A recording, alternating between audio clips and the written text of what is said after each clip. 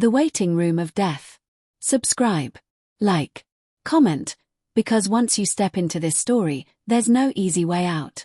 The call came in just before dawn, when the city still pretends it's innocent. A body had been found behind a shuttered laundromat on the east side, tucked between a brick wall and a dumpster tagged with fading paint. No witnesses. No weapon. Just a man who had stopped being alive sometime in the night, his name not yet known, his story already ending in silence. Detective Elena Morales arrived as the sun slid up like a blade behind the buildings. She stood back, letting the crime scene breathe. Years on the job had taught her that the first instinct, to rush, to fix, was the enemy of truth. She watched the techs move with practiced calm, watched the neighbors gather at a distance, watched the way people leaned forward when tragedy became something they could observe without touching. The victim's pockets were empty. No wallet. No phone. A cheap watch with a cracked face clung to his wrist, stopped at 2:17. Elena noted it, then looked away. Time always seemed to freeze around death, as if the world itself wanted to deny what had happened. 2 blocks away, a patrol officer found a car abandoned with its engine cold and the driver's door ajar. Inside, a parking receipt from a courthouse garage dated 12 years earlier. That detail would have been meaningless to anyone else. To Elena, it was a whisper. Old cases had a way of resurfacing when no one expected them, like bones after a flood. By noon, the victim had a name, Marcus Reed. 42. Former warehouse supervisor. No priors. Divorced. A daughter he hadn't seen in years. His last known address was a rental on the south end of town, a place with thin walls and neighbors who minded their own business.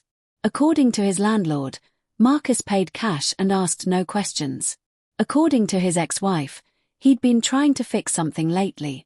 According to everyone else, he'd kept his head down. Elena didn't believe in coincidences. She believed in pressure. And pressure, she knew, did strange things to people who thought they were running out of time. The break came quietly. A clerk at the courthouse recognized the name on the parking receipt. Not Marcus Reed, but the garage itself. It was attached to the old criminal courts building, the one that had handled capital cases before the system modernized and moved across town. Elena pulled the file. Dust rose when she opened it, as if the paper resented being disturbed. The case inside was stamped with a red mark that never truly faded. Death row. The condemned man's name was Daniel Crowe. Convicted 13 years earlier for a double homicide that had shocked the city and terrified it into certainty. The verdict had been swift. The sentence absolute. The appeals exhausted. Daniel Crowe now waited in a concrete cell hundreds of miles away, counting days by the way light shifted across the floor. What did a man sentenced to die have to do with Marcus Reed? Elena read until her eyes burned. Witness statements. Forensics. A confession signed after 14 hours of questioning. At the bottom of the page, a name jumped out at her, Marcus Reed. Not as a suspect. Not as a victim. As an alibi witness who had vanished before trial. According to the record, Marcus had placed Daniel miles from the crime scene at the time of the murders. He'd told police Daniel had been with him, fixing a truck behind the warehouse where they both worked. The statement had never made it into court. The file said Marcus Reed failed to appear. No further explanation. Elena leaned back and stared at the ceiling. If Marcus Reed had been telling the truth back then, Daniel Crowe might be an innocent man waiting to die. If Marcus had been lying, someone had made sure he disappeared from the process, and now, years later, someone had made sure he disappeared permanently. She drove south until the city thinned into scrubland and fences. The death row facility sat low against the horizon, a complex of concrete and wire that seemed to swallow sound. Inside, Daniel Crowe had been awake for hours. He always was. He sat on his bunk, hands folded, listening to the rhythm of the place, the distant clank of doors, the muffled voices, the echo that never quite faded. He'd learned to read time by routine. Breakfast. Count. Yard. Count. Dinner. Count. Nights were the hardest. Nights were when memory grew teeth. When the guard told him he had a visitor, Daniel didn't ask who. Hope was dangerous. It had cut him too many times already. Elena sat across from him in a room designed to discourage conversation. Thick glass. A phone that smelled faintly of disinfectant. Daniel picked it up slowly, his eyes steady, curious rather than afraid. "Daniel Crowe," Elena said. "I'm Detective Morales." "Am I in trouble?" he asked, almost smiling. "You've been in trouble a long time," she replied. "I'm here about Marcus Reed." The name landed like a dropped plate. Daniel's fingers tightened around the receiver. "He came back," he said quietly. "It wasn't a question." "He's dead," Elena said. She watched his face, the way grief and relief collided, the way guilt followed close behind. "They told me he ran," Daniel said. "That he didn't want to be involved." "Did you believe that?" Daniel looked at the glass between them. "I believed what I needed to survive." He told her about the night of the murders. About the argument that turned into chaos somewhere else, while he was under a truck with grease on his hands and Marcus complaining about the cold. He told her about the pressure afterward, the interviews that went on too long, the questions that circled until they blurred.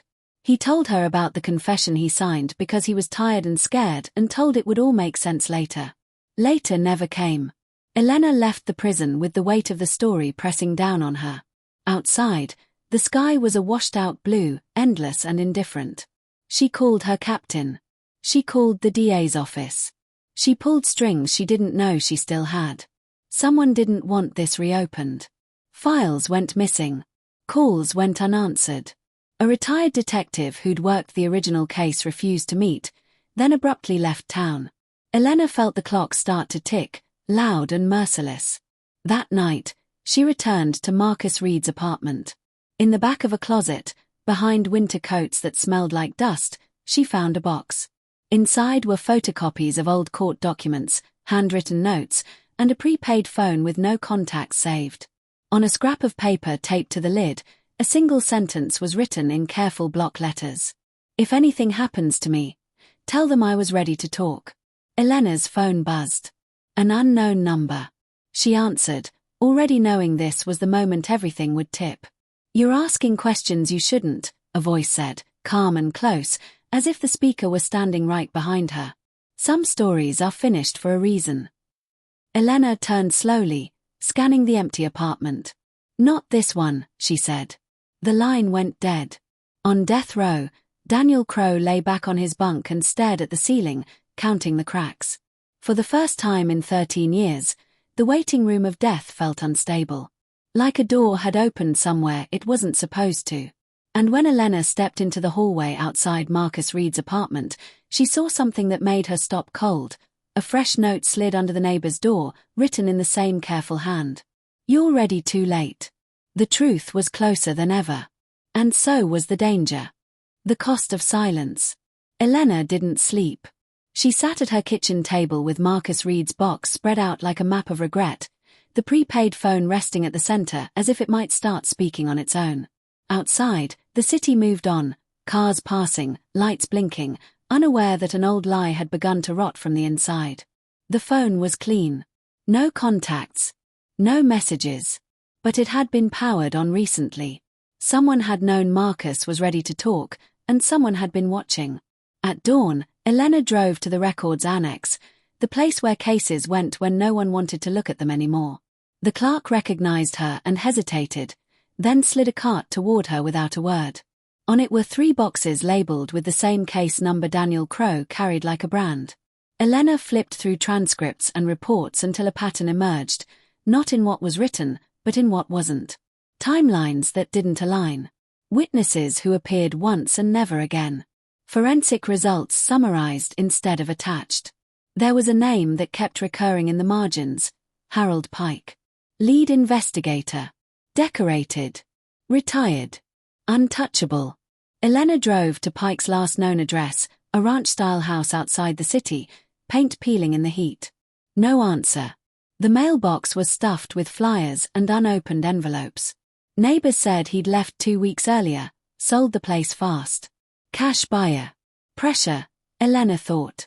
Someone was tightening the net from the inside. Back at the precinct, Theo Granger, her partner when the walls started to close in, pulled her aside. "You're being boxed out," he said quietly. DA's office flagged your access. IT says it's a glitch. It's not. They're protecting something, Elena replied. They're protecting someone. Theo had always been the careful one, the kind of cop who survived by seeing angles before they cut. He leaned closer. If you keep going, you won't just lose the case. I know. Do you? He asked. Because this doesn't end with a report. It ends with careers. Maybe worse. Elena thought of Daniel Crowe counting cracks in a concrete ceiling. Some costs are overdue, she said. She took a risk she couldn't log. Using a personal favor, she pulled archived call data tied to the courthouse garage from the year of the trial. It took hours to sift through the noise, but there it was, a pattern of brief calls routed through a legal services line late at night. The number had been reassigned dozens of times since. The original account holder was a shell company that no longer existed. She traced it anyway. The trail led to a consulting firm that specialized in case management. Their clients included defense teams, prosecutors, and law enforcement agencies. On paper, it was clean.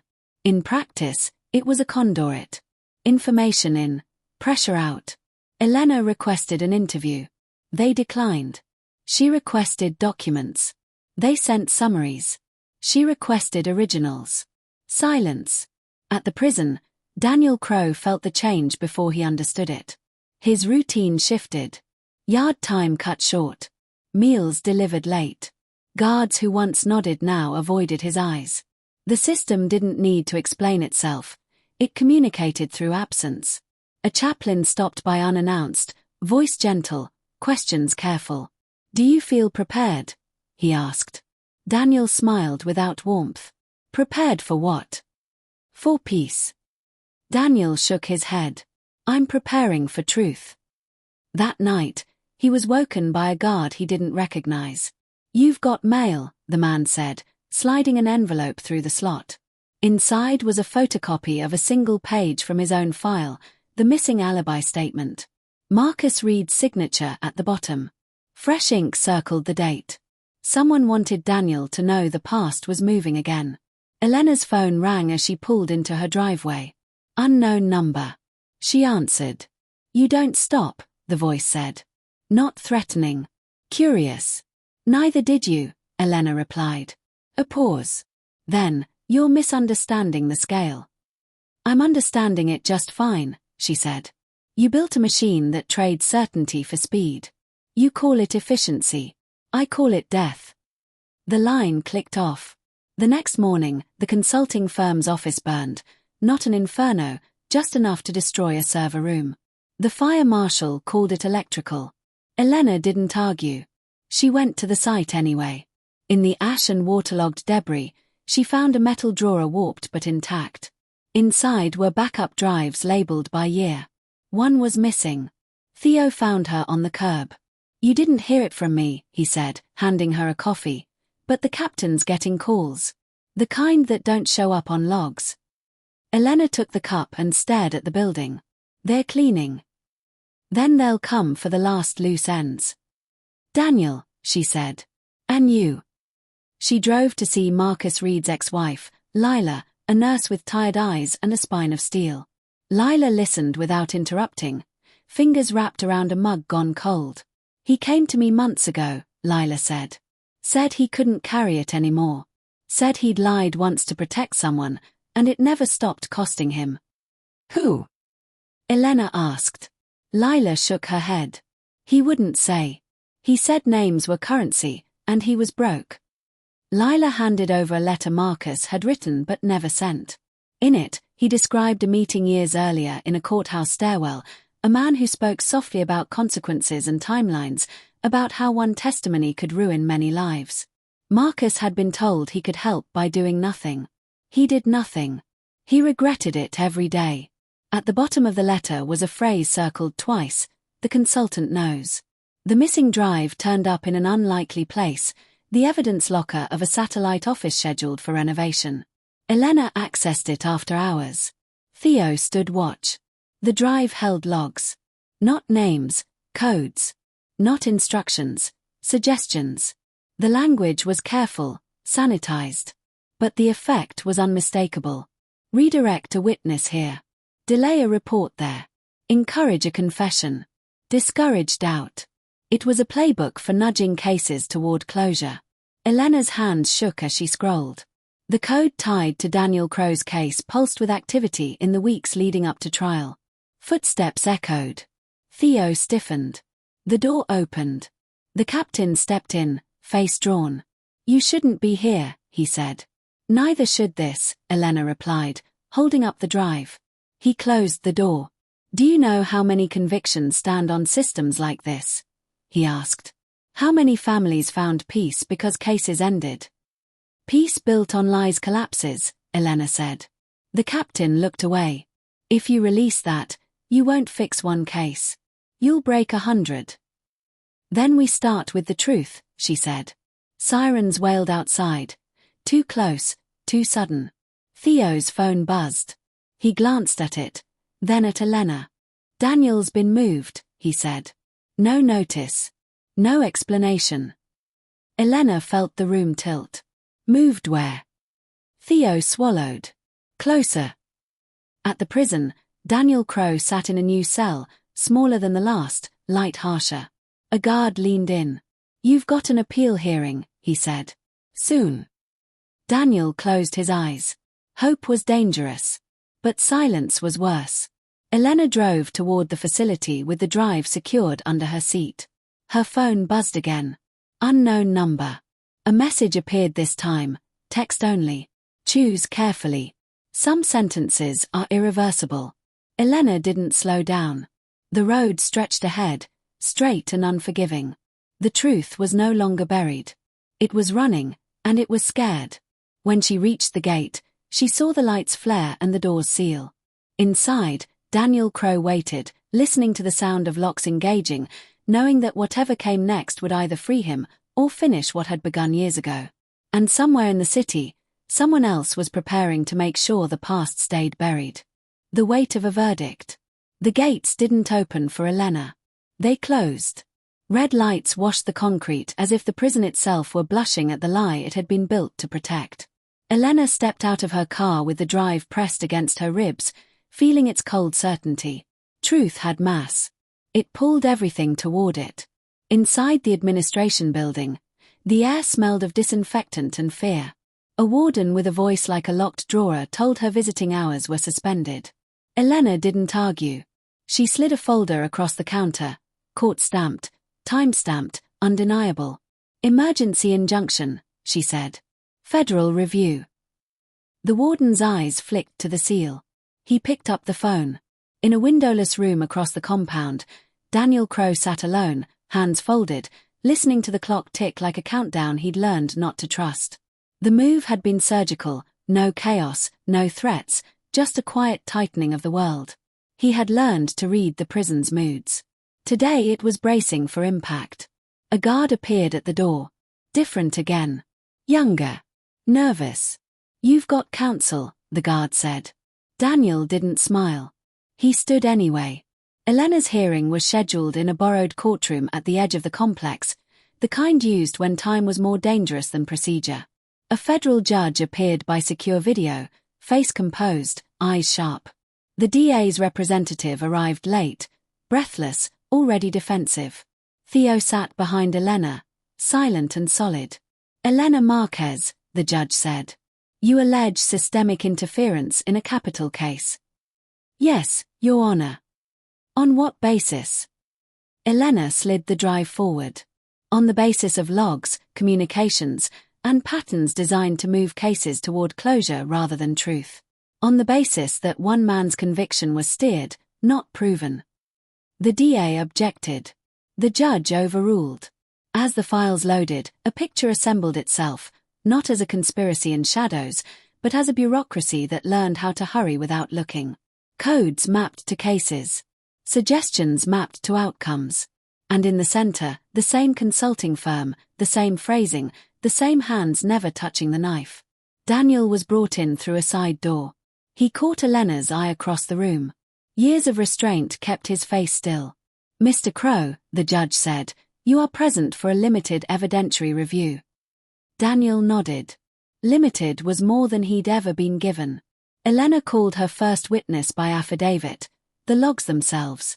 Then Lila Reed's letter, read into the record with the kind of calm that carried a scream inside it. Then the call data from the courthouse garage, a constellation of contact no one had wanted to chart. The DA tried to reframe it as coincidence, as best practice, as guidance. Elena waited for the moment to land. "Your Honor," she said, "guidance becomes coercion when the cost of dissent is invisible and permanent. Witnesses vanish. Reports compress. Doubt is discouraged. We are not here because someone pulled a trigger. We are here because someone closed a door." The judge leaned back. "Bring me the investigator," she said. Harold Pike did not arrive in person. He appeared on screen from a location that had not been disclosed. Older now. Smaller. His voice carried the confidence of a man who believed the rules bent for him. "I did my job," Pike said. "I followed leads." "Did you?" Elena asked. "Or did you follow suggestions?"